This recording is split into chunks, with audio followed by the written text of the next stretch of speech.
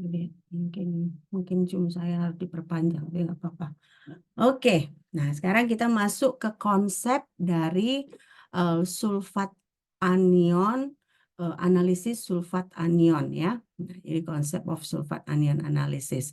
Nah, jadi kan selama ini kita mempelajari kation ya, mulai dari golongan 1, 2, 3, dan terakhir kemarin 4 dan 5. Jadi ternyata untuk menganalisis itu kita tidak hanya bisa menganalisis kation, anion juga bisa kita analisis ya. Nah, jadi si sulfat grup itu ada beberapa ya. Dia ada 6 ya. Jadi ada sulfat sendiri, karbonat, fosfat, kromat, oksalat, dan sulfit. SO3 2 negatif. SO3 2 negatif. Oke. Nah, inilah sulfat grup. Oke.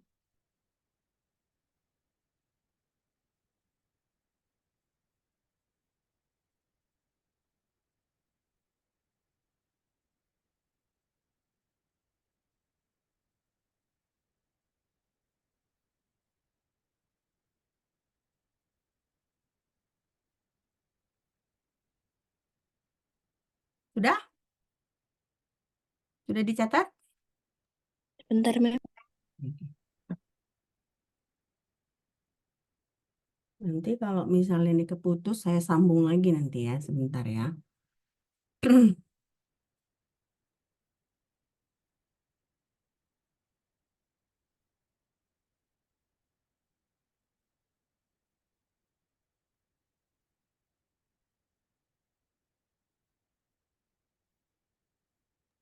Sudah, Mem. Sudah ya? Oke. Nah, sekarang kita masuk ke sulfat ya. Nah, yang pertama kita mau mempelajari sulfat dulu. Nah, jadi si sulfat ini ya, kalau kita campurkan dengan barium, strontium, dan Pb,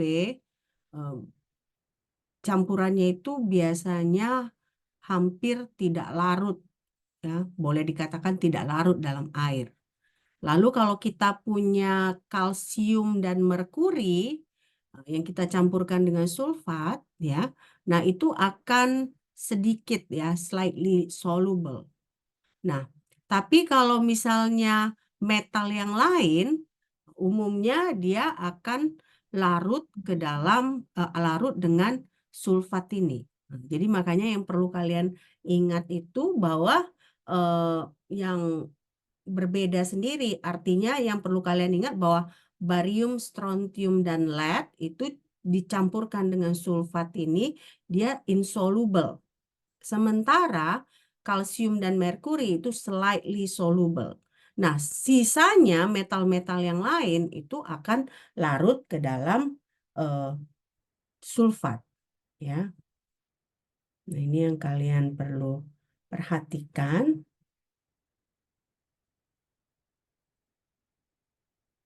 Ya.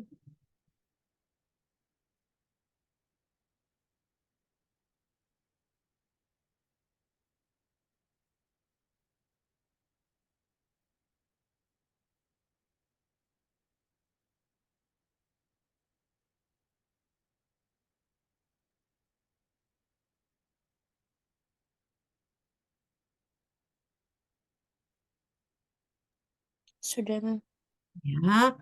Nah, jadi sekarang kita mau melihat beberapa basic dari si sulfat ini ya. Nah, jadi maksudnya basic sulfat ini, sulfat yang digabungkan dengan logam dan akan bersifat basa. Nah, jadi itu kalau misalnya kita gabungkan si sulfat dengan merkuri, bismut, lalu kromium, ini adalah 3 contoh sulfat yang merupakan bersifat basa. Nah, ketiga sulfat yang bersifat basa ini tidak larut di dalam air. Tidak larut di dalam air. Nah, tapi begitu kalian campurkan misalnya si merkuri sulfat, bismus sulfat, kromium sulfat dengan hidroklorik asid, atau nitric acid, nah itu akan larut di dalam air karena itu merupakan reaksi asam dan basa. Nah, jadi dia larut dalam air. Tapi si dalam bentuk merkuri sulfat, bismut sulfat, kromium sulfat itu tidak akan larut di dalam air.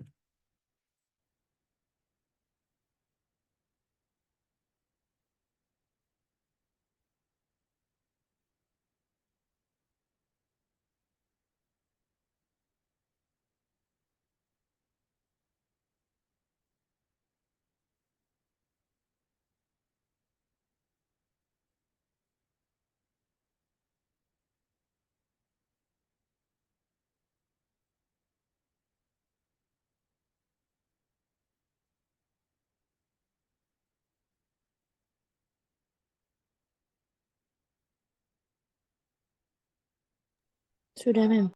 Ya. Nah, jadi ini kalau kita punya sulfuric acid, ya, sulfuric acid ini beda lagi ya. Nah, ini kan sulfate, ini sulfuric acid. Nah, itu dia warnanya colorless, ya, nah, oily, hygroscopic liquid, dan gravitasnya jauh di atas air. Karena gravitasnya, specific gravity-nya ini adalah 1,838.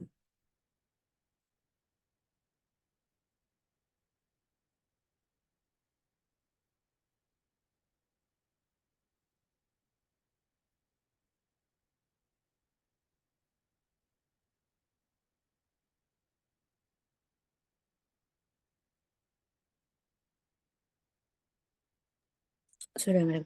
Ya. Nah, lalu di sini si sulfuric acid ini kalau misalnya kita beli secara komersial ya, kita purchase secara komersial, nah itu boiling point-nya itu adalah 338 derajat Celcius. Jadi ukuran larutan dia cukup tinggi titik didihnya karena air titik didihnya kan 100 derajat Celcius. Jadi dia berarti untuk mendidihkannya cukup tinggi. Tapi ini khusus untuk yang kita beli komersial berarti konsentrasinya tinggi ya. Nah, dan ini containing kalau kita beli secara komersial itu biasanya 98% ya, 98%.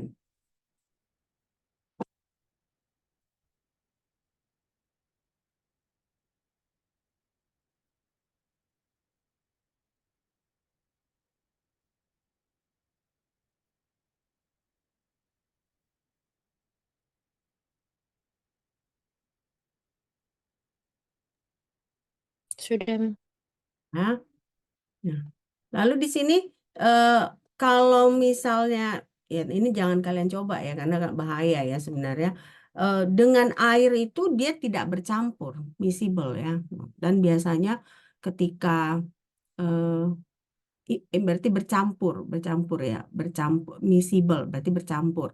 Nah, eh, tapi hati-hati begitu kita campur air dengan sulfuric acid ini, dia bisa menghasilkan panas atau kadang-kadang bisa meledak. Jadi makanya untuk mencampurkan sulfuric acid dengan air itu kalian harus hati-hati, nggak bisa kalian pour gitu langsung air ke asam sulfat, tapi yang kalian perlu hati-hati, mungkin setetes demi setetes supaya panas yang dihasilkannya itu jangan tiba-tiba banyak sehingga berbahaya ke kalian. Jadi makanya itu yang perlu kalian hati-hati kerjakan ketika kalian eh, me- mau bekerja dengan asam sulfat dan air.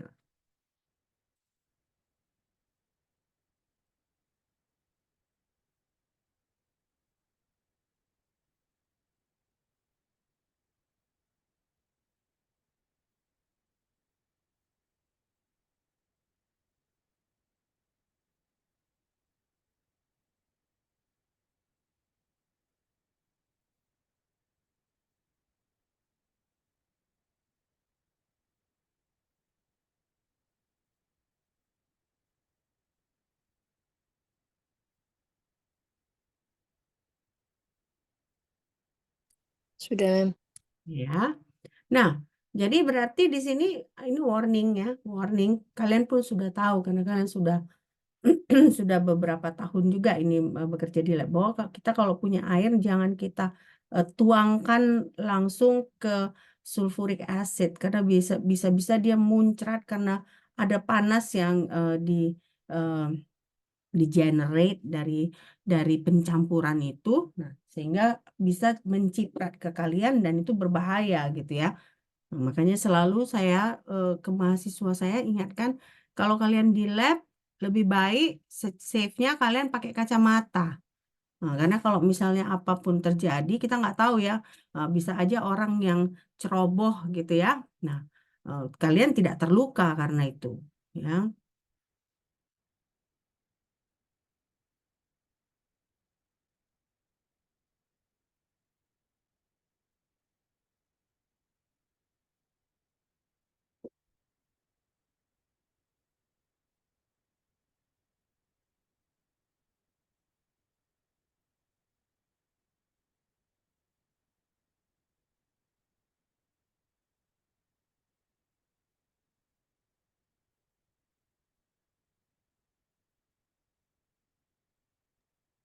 Sudah, Mem.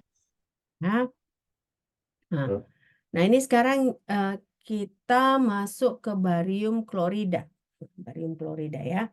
Nah, barium klorida ini eh, dia warnanya putih ya. Nah, kalau kita campurkan barium klorida dengan sulfat, itu akan menghasilkan barium sulfat yang merupakan presipitasi berwarna putih. Nah, biasanya si barium sulfat ini kalau kita campurkan dengan hidroklorik acid atau nitrik acid yang encer, dia akan tidak larut. Nah, tapi begitu kita didihkan, eh, dia akan larut, terutama kalau kita memakai HCl yang pekat. Jadi ada beberapa hal yang perlu kalian perhatikan di sini, gitu ya.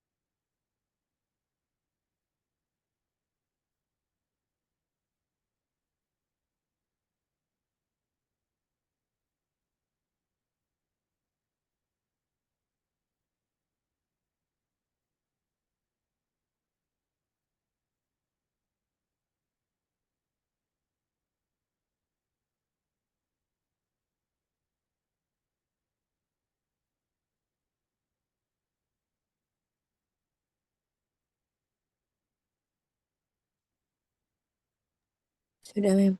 Ya. Nah, jadi kita lihat di sini reaksinya SO42 negatif ditambah Ba2 plus menghasilkan BaSO4 yang merupakan endapan atau presipitat dan ini berwarna putih.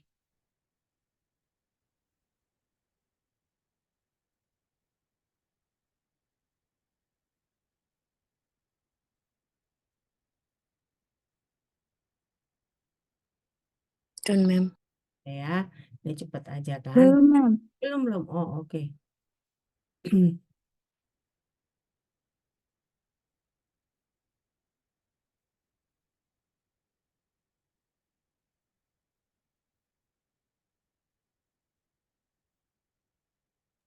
Sudah, Mem.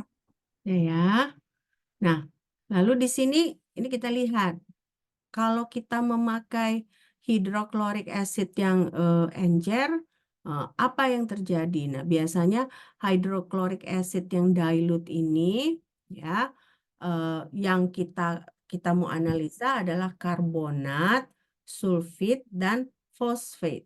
Nah, si karbonat, sulfit, dan fosfat ini tidak akan mengalami presipitasi kalau kita larutkan dengan dilute hydrochloric acid. Jadi karbonat, sulfit, dan fosfat.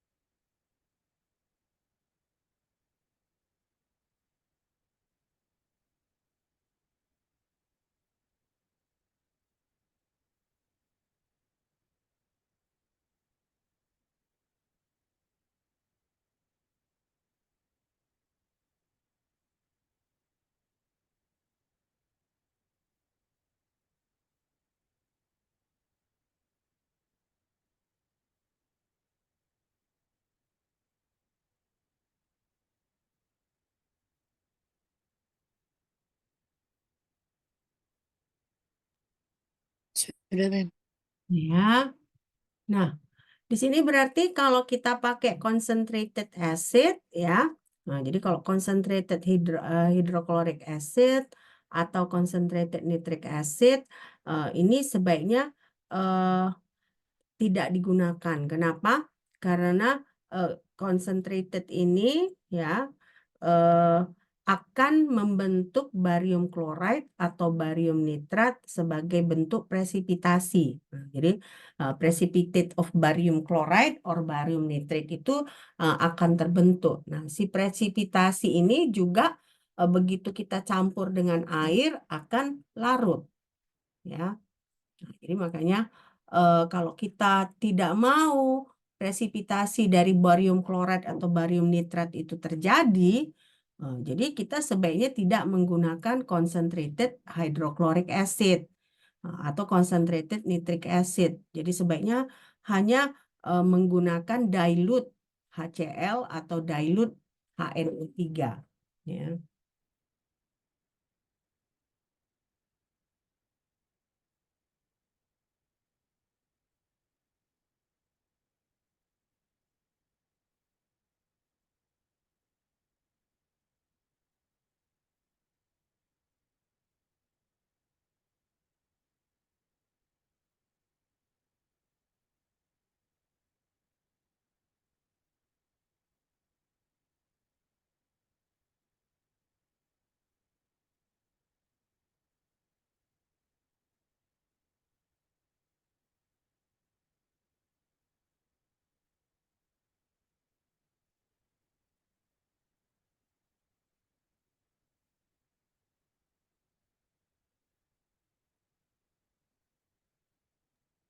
Sudah, Mem.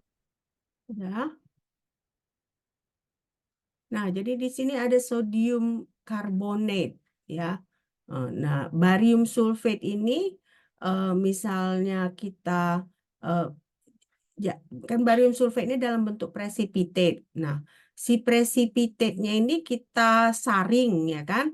Nah, kita saring lalu kita masukkan kita bakar dengan sodium karbonat ya kan. Jadi si presipitnya itu kita bakar dengan sodium karbonat. Nah, jadinya itu nanti akan terbentuk sodium sulfit. Nah, sodium sulfit ini bisa kita ambil dengan mencampur dengan air. Kenapa? Karena dia akan larut di dalam air. Ya.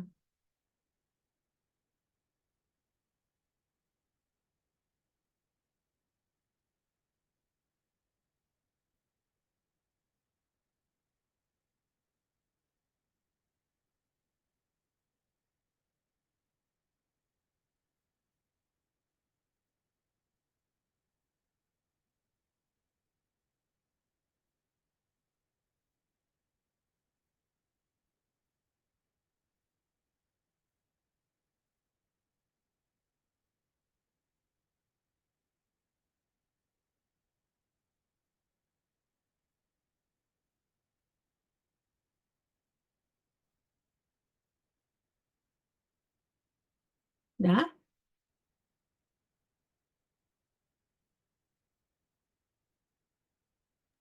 Sudah, Sudah, Mem. Mem. Nah, nah, di sini berarti si sodium sulfit ya, maksudnya berarti kita mau campur sodium sulfat yang udah kita ekstrak itu, ya kan? Lalu kita campur dengan sodium nitroprusit, ya. Ini sodium nitroprusit. Nah, yang kita dapat itu adalah warna ungu. A transient purple coloration is obtained. Nah, jadi berarti tadi dari apa? Kita ulangin ya, karena ini cukup rumit.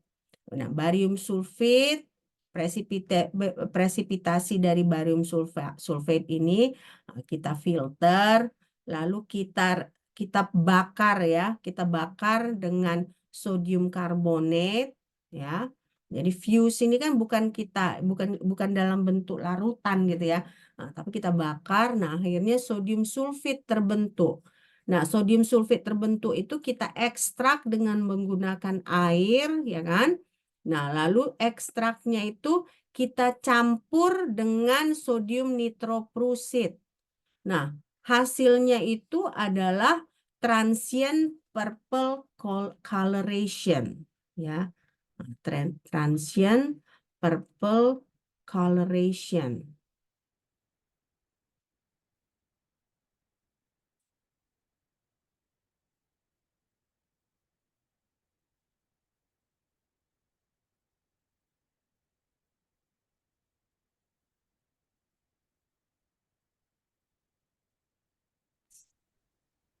Sudah, Mem. Ya. Nah, jadi bagaimana dengan very dilute HCl? Nah, jadi biasanya kan si itu tadi apa namanya? Ini kan ada yang ini ya, transient purple coloration ini kita campurkanlah dengan HCl yang sangat-sangat encer ya. Very dilute HCl to the fuse mass ya, ke padatan tersebut. Nah, lalu kita tutup dengan kertas, tapi kertasnya itu terbuat dari lead acetate. Nah, jadi nanti di kertas itu akan ada seperti item-item ya, kayak spot warna hitam. Nah, spot warna hitam itu merupakan lead sulfate. Nah, jadi itulah proses kita menganalisa dari barium sulfat, ya, barium sulfat yang merupakan precipitate, akhirnya menjadi lead sulfate. Ya, akhirnya menjadi lead sulfate.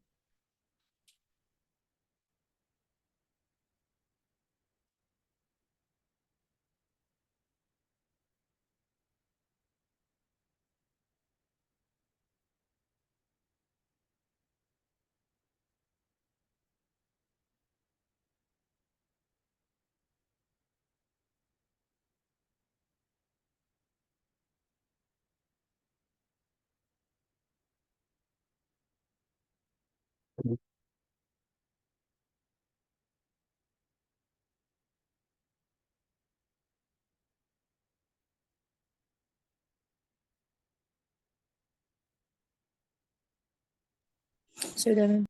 Ya. Nah, lalu di sini ada namanya Hepar reaction. Nah, Hepar reaction ini tidak terlalu sensitif ya, tidak terlalu sensitif, less sensitif. Nah, ini biasanya Hepar reaction ini kita lakukan dengan kita menggunakan ya lempeng silver foil, lempeng yang terbuat dari perak ya. Lalu kita sedikit basahkan dengan air, ya kan? Nah, lalu kita campurkan dengan si ini, ya kan? Nah, itu yang terjadi akan ada warna hitam juga di lempeng ini, ya. Nah, lempengnya warna hitam itu merupakan indikasi dari silver sulfate, ya, silver sulfate.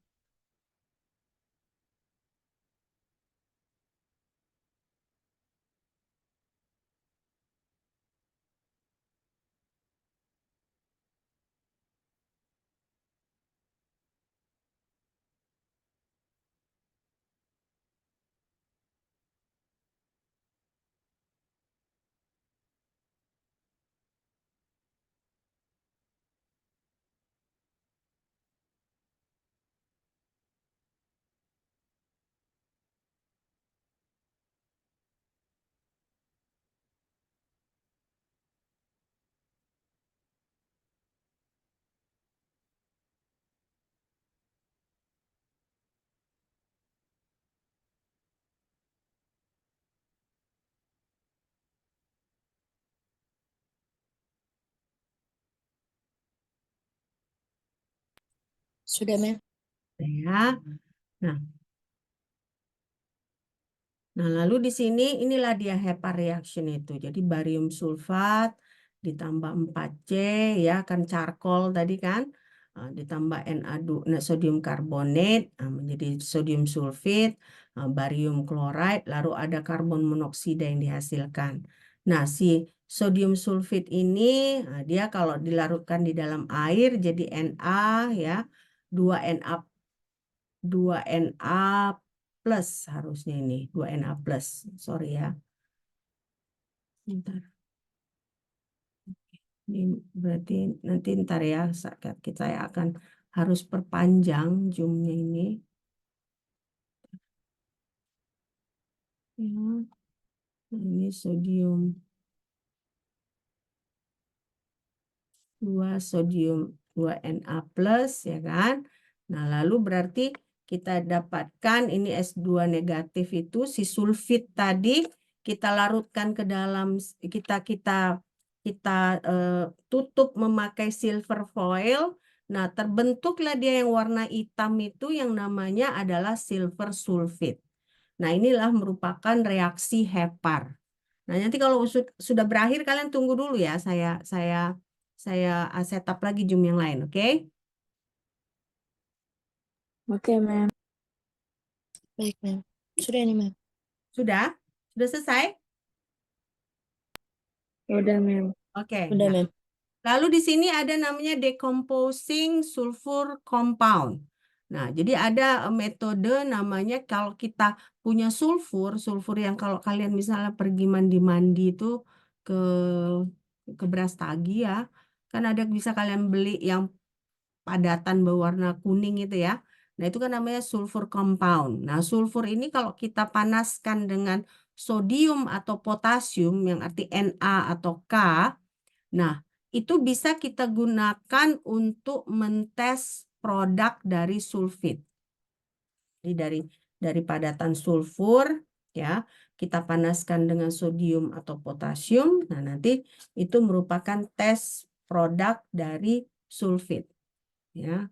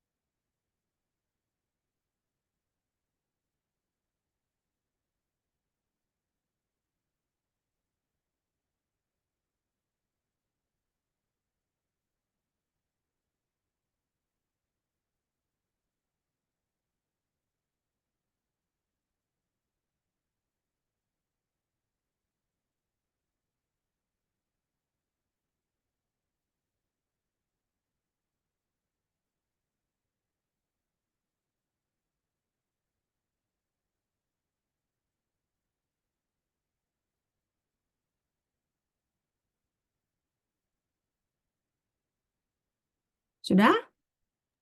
Sudah, Mem. Ya. Nah, ini berarti yang sulfit yang terbentuk dari proses yang ini tadi, ya kan, bisa kita melakukan testing. Nah, testing itu pertama, ya kan, kita panaskan dengan potasium, lalu kita larutkan ke dalam air, lalu kita reaksikan dengan nitrosprusit, ya, atau metilen blue.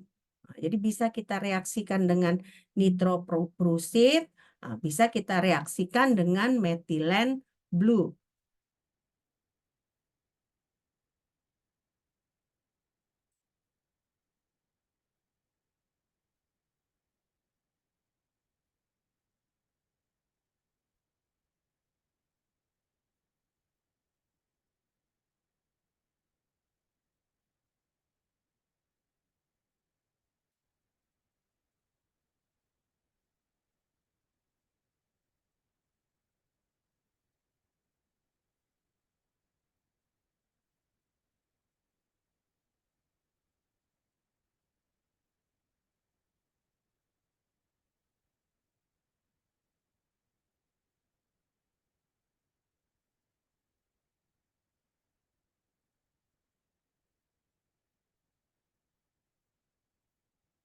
Sudah?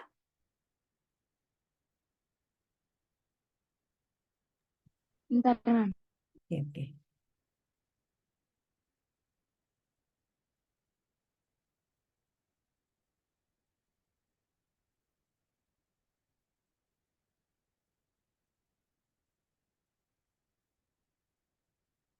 Sudah, Mem. Sudah ya. Nah, jadi di sini ini ada warning ya. Kalau misalnya kalian akan bekerja dengan potasium, nah ini berbahaya. Kenapa? Karena kalian harus memakai peralatan yang khusus ya, peralatan yang khusus. Nah, ini nggak perlu kalian catat ya. Nah, sekarang kita masuk ke barium sulfate. Nah, barium sulfate ini dia akan mengalami presipitasi kalau kita campurkan dengan HCl. Nah, lalu presipitasi tersebut kita bisa gunakan untuk menentukan apakah ada anion sulfat pada suatu larutan. Ya,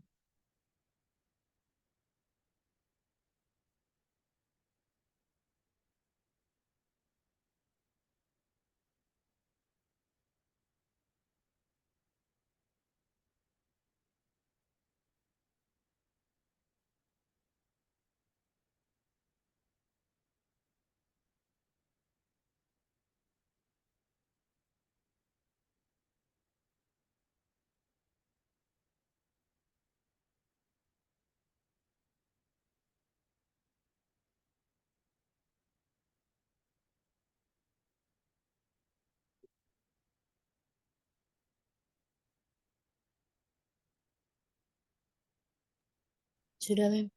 ya. Nah, jadi kita bisa pakai namanya lead acetate. Nah, lead acetate ini ya kalau kita campurkan dengan sulfate, kita akan mendapatkan lead sulfate namanya. Lead sulfate ini atau PbSO4 ini merupakan presipitat yang berwarna putih. Nah, si presipitasi ini kalau kita campurkan dengan sulfuric acid panas dan terkonsentrasi, dia akan larut. Atau misalnya kita campurkan dengan campuran amonium asetat dan amonium tartrat. Nah, jadi ada 3 jenis larutan yang lead acetate ini bisa larut, yaitu hot concentrated sulfuric acid, campuran dari amonium asetate dan amonium tartrate, dan juga larutan dari sodium hidroksida. Ya, larutan dari sodium hidroksida.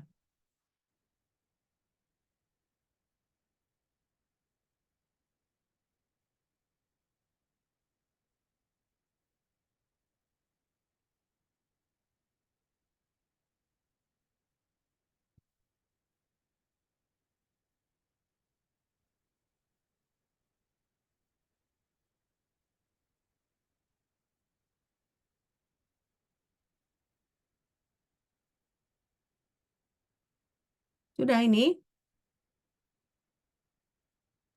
Sudah, Mem. Oke, sebentar ya, saya akan akhiri yang ini, Zoom yang ini. Saya akan, apa namanya, saya akan kirim link yang baru. Oke, bentar ya.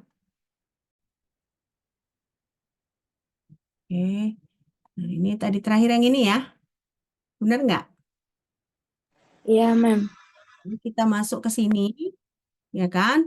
Nah, jadi kalau misalnya, ini kan, kalau kita lakukan ini, salah satu yang ini, ya, akan bisa terbentuk namanya tetrahidroksoplumbate.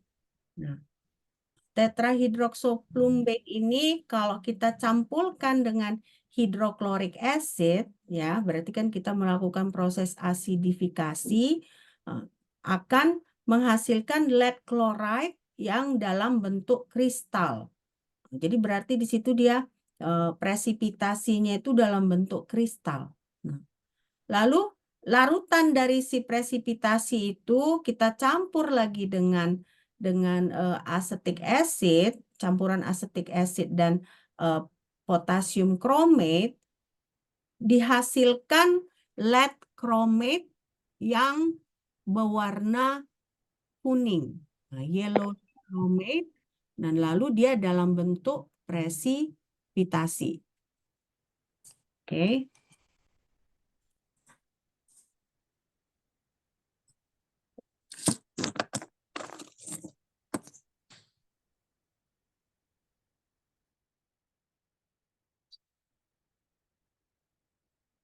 Nanti kalau sudah selesai tolong diinikan ya.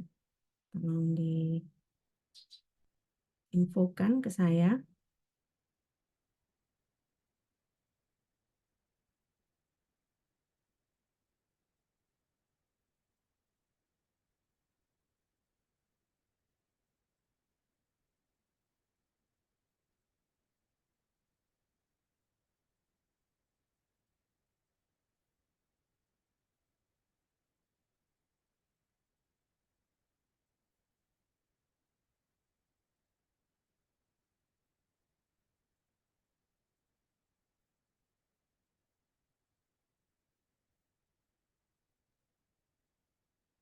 Sudah?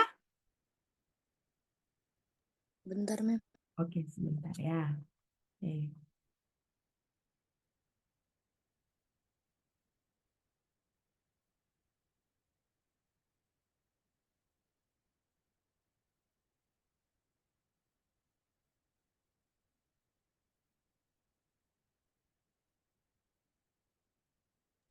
Sudah, Mem.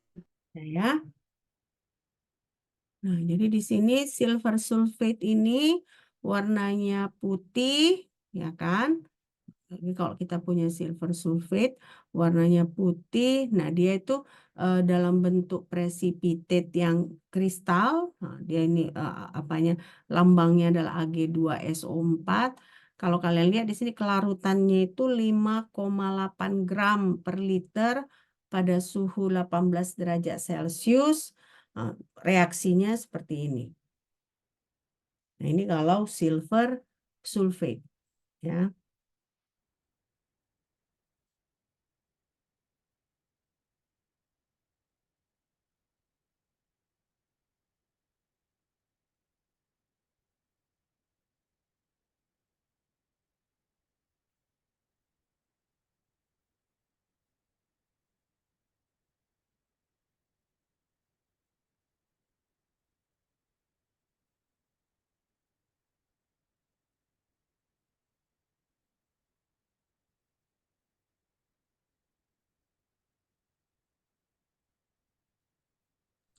Sudah, Mem.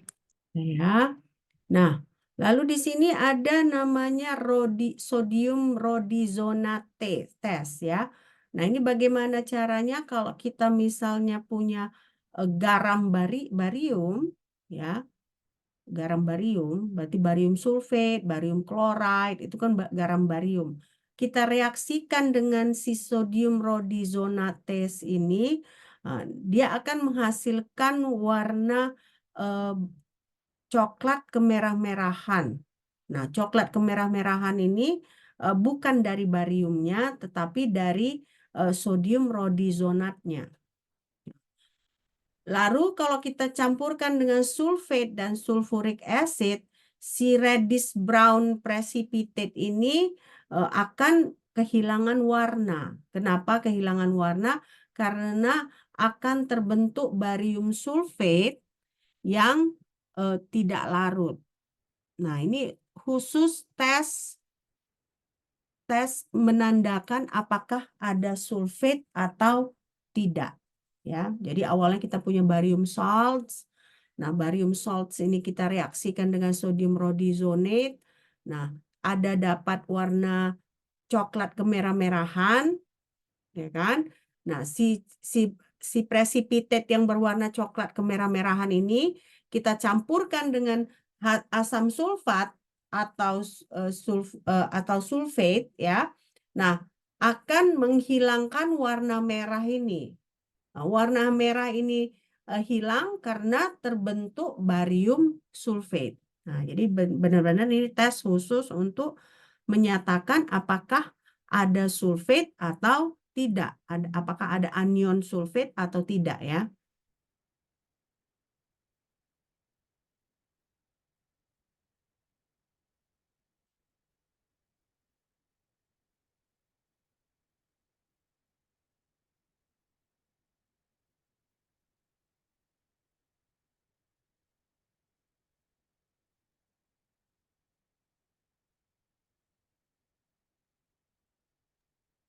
Sudah, Mem. Ya. Nah, di sini berarti testing prosesnya ya kan. Kita ada barium chloride ya. Kita tes, kita apa namanya? Kita ambil pipet tetes ya kan. Kita drop ke ada kertas ya kan. Nah, lalu di kertas itu kita juga drop si sodium rhodizonate ini. Nah, terbentuklah dia yang di kertas tersebut ya, filter paper biasa ya. Nah, terbentuk dia warna coklat kemerah-merahan. Nah, pada kertas yang sama kita teteskan asam atau basa. Nah, si warna itu akan tiba-tiba hilang. Warna pada kertas itu akan hilang ya.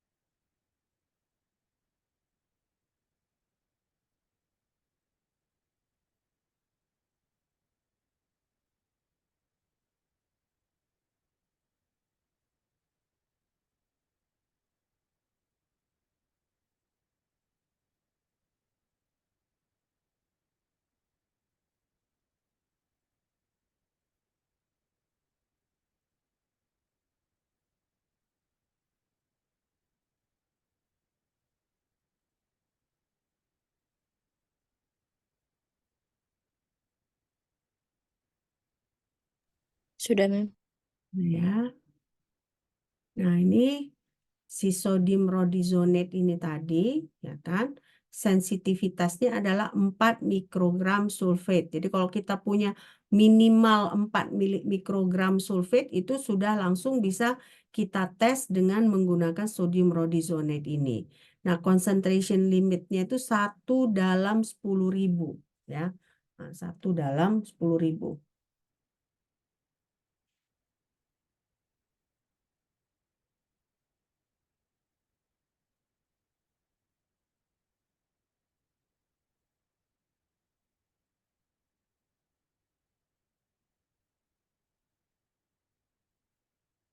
Nah, nanti kalian untuk persiapan UTS, kan buku yang saya kirim kemarin, jangan lupa kalian mengerjakan soal-soal di buku tersebut ya. Nah, jadi kan tiap-tiap akhir bab, dia ada soal-soal, kalian bisa diskusikan sama-sama. Nah, nanti soal ujian bakal dari situ. Oke? Nah, jadi pastikan kalian kerjakan soal-soal tersebut supaya nanti ketika ujian ya kan kalian bisa mengerjakan soalnya. Oke? Ya. Jadi nanti Baik, Mem. kalau kalian kan bisa diskusi sesama temen gitu kan. Nanti ujian kita sampai ke sulfat anion sulfat ini ya, sulfat grup anion ini ya. Jadi dari grup 1, 2, 3, 4, 5 lalu sulfat grup anion. Jadi ada 1, 2, 3, 4, 5, ada 6 topik gitu ya. Banyak itu, jadi perlu kalian pelajari ya. Tentunya nggak sekarang lah, bukan. Ini kan kita habis ini kan kalian liburan dulu. Habis liburan cepat-cepat kalian belajar lagi, oke? Tapi pas pas liburan Lebaran ya lupakan dulu, main-main dulu ya. Nikmati bersama keluarga, oke? Selesai ini? Selesai, Mem. Selesai, Mem. Oke, nah ini kita punya juga. Jadi kalau tadi kan kita memakai tesnya dengan sodium rhodizonate ya. Nah, ada juga tes kita memakai potasium permanganate. Nah, jadi kalau kita punya barium sulfate, kita campur dengan potasium permanganate, itu warnanya menjadi pink. Warna pink itu diakibatkan oleh si permanganate ini. Nah, kalau tadi si sodium rhodazonate itu kan dia warna purple karena si rhodazonate-nya ya. Nah, ini juga dia warna pink karena permanganate-nya.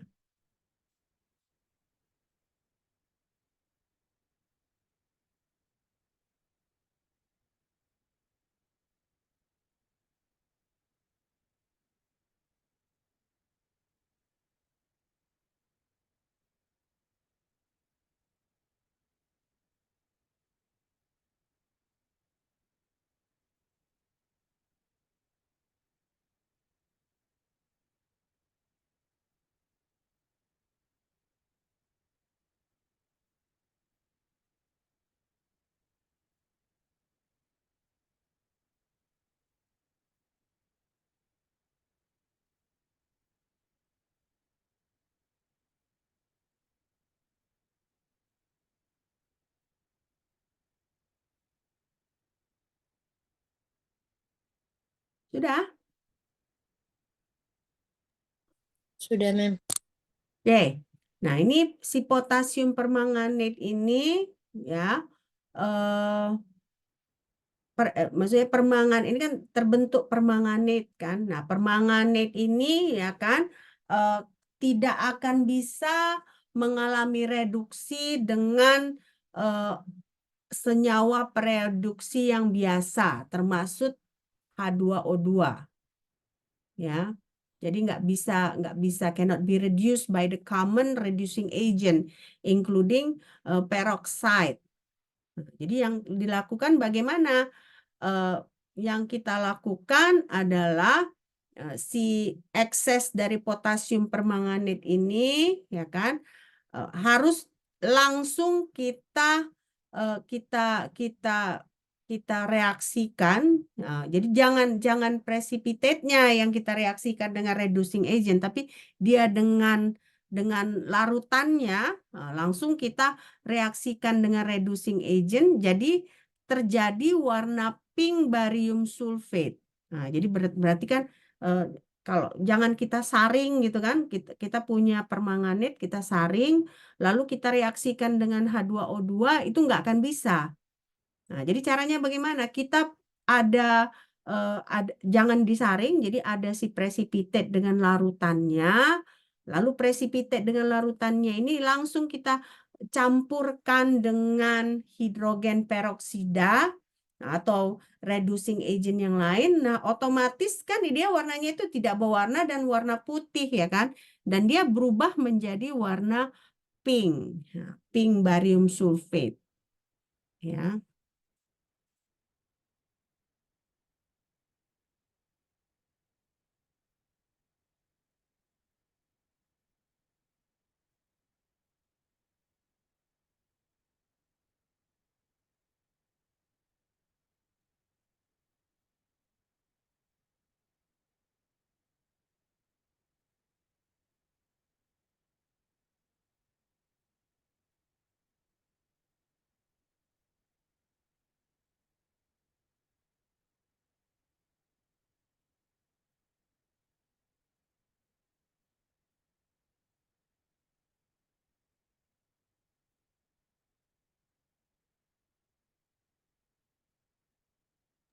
Sudah, Mem. Sudah. Nah, lalu ini ada testing proses lagi. Jadi misalnya kita punya kita punya ini tadi, permanganit tadi ya kan. Nah, tiga drop kita taruh ke dalam tub yang testing tub yang kecil, nah, semi mikro centrifuge tub, lalu kita masukkan 0,02 molar potasium permanganit. Nah, lalu kita teteskan juga barium klorid. Nah, lalu kita taruh lagi langsung 3% peroxide. Nah, lalu kita sentrifugasikan. Nah, di situ kita dapat pink barium sulfate itu. Nah, ya, a color precipitate is clearly possible. Inilah prosesnya, ya. Nah, terkadang ini katanya harus kita panaskan dulu agar sebelum disentrifugasi itu dia tidak berwarna. Nah, tetapi sesudah disentrifugasi, nah, dia jadi berwarna lagi. Jadi ada dia berwarna, tidak berwarna, dan berwarna lagi. Jadi setiap proses itu dia berubah warnanya, gitu ya.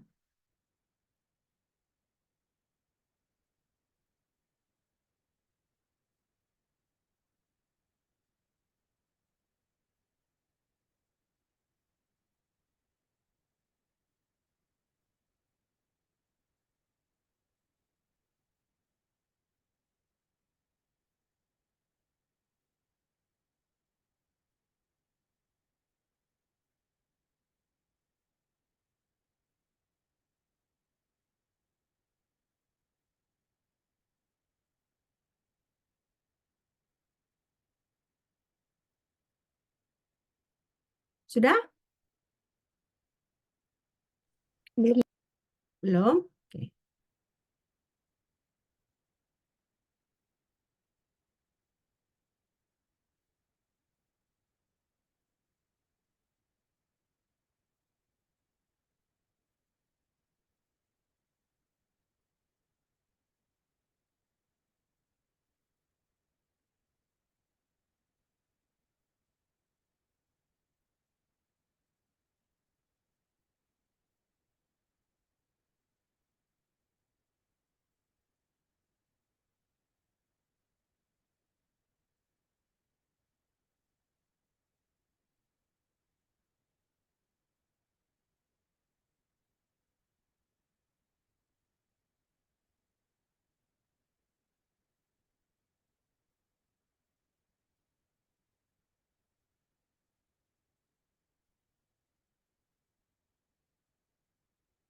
Sudah?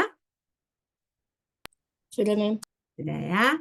Nah, lalu ini, jadi potasium permanganat itu sensitivitasnya 2,5 mikrogram dari sulfate. Nah, sementara concentration limitnya 1/20.000.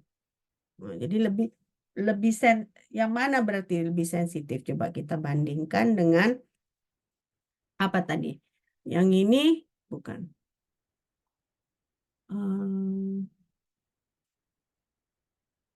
Tadi yang ini ya, yang sodium rhodizonate tadi, dia 4 mikrogram sulfate, 1/10.000. Ya. Nah, sementara si ini potasium permanganat itu 2,5 mikrogram. Jadi lebih kecil lagi sensitivitasnya si potasium permanganat. Jadi berarti dia lebih sensitif ya. Hanya dengan 2,5 mikrogram sulfate bisa dianalisa dengan memakai potasium permanganat. Nah, jadi dia lebih sensitif dibandingkan sodium rhodazonate ya. Nah, kalau udah selesai biar kita lanjutkan, biar beberapa mungkin 2-3 slide lagi kita akhiri. Kalian jam 9 kan ada Zoom lagi, benar nggak? Iya, Mem. Ya, 2-3 slide lagi kita akhiri karena kalian ada waktu lah mungkin entah 10 menit untuk kamar mandi kayak atau bersiap lagi untuk Zoom berikutnya. Selesai nih? Selesai, Mem. Selesai ya. Oke, nah sekarang ini kita punya mercury nitrate. Nah, mercury nitrate solution. Mercury nitrate ini dia beracun. Karena merkuri ya kan. Nah, si mercury nitrate ini kalau kita campurkan dengan sulfat, ya, dia akan menjadi basah dan akan menjadi presipitasi yang berwarna kuning. Nah, ini reaksinya. Jadi sulfat tambah merkuri nitrat ya, merkuri 2+, dia jadinya merkuri sulfat 2HgO. Jadi ada 2 merkurinya ini ya. Merkuri sulfat dengan merkuri oxide. Nah, ini merupakan yellow precipitate. Ya, presipitasi yang berwarna kuning.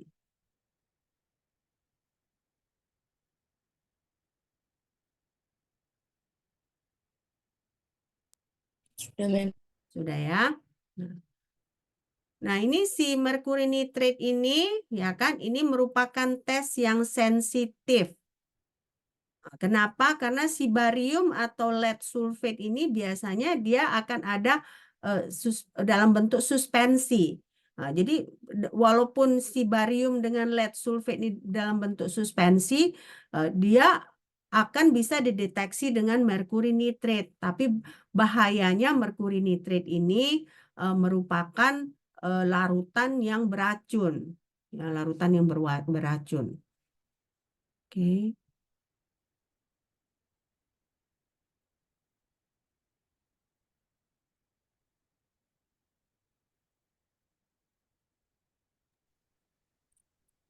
Sudah, Mem. Sudah ini? Oke, terakhir ini ya, terakhir. Nah, ini karbonat sebentar aja. Ini. Nah, si karbonat ini ya kan kelarut semua si karbonat ini with exception. Ini yang perlu kalian ingat. Exceptionnya adalah alkali metal dengan amonium, dia tidak larut di dalam air. Artinya apa? Kalau alkali metal kita campur dengan karbonat, dia akan larut di dalam air. Amonium kita campur dengan karbonat, dia akan larut di dalam air. Jadi selain itu semua dari karbonat tidak larut di dalam air. Oke. Nah, jadi sampai di sini dulu ya. Jadi saran saya nanti kalian pelajari buku yang kemarin saya sudah kirimkan ke kalian. Kerjakan contoh-contoh soal di latihan. Nah, UTS itu akan dari contoh-contoh soal tersebut. Oke? Ya. Ada pertanyaan sampai di sini? Ada? Tidak ada? Oke, kalau tidak ada, selamat Lebaran untuk yang merayakan ya. Hati-hati kalian di jalan ya, karena ini 2 kali kemarin kecelakaan kan mahasiswa Unimed. Nah, saya nggak mau nanti dengar-dengar kalian bagaimana. Jadi kalian hati-hati. Kalau kalian ada yang mudik, jangan terlalu lasa ya. Nah, terus nikmati liburan dulu, tetapi sesudah liburan jangan lupa untuk mempelajari bahan-bahan yang sudah ada. Oke, sampai jumpa di UTS. Oke, bye.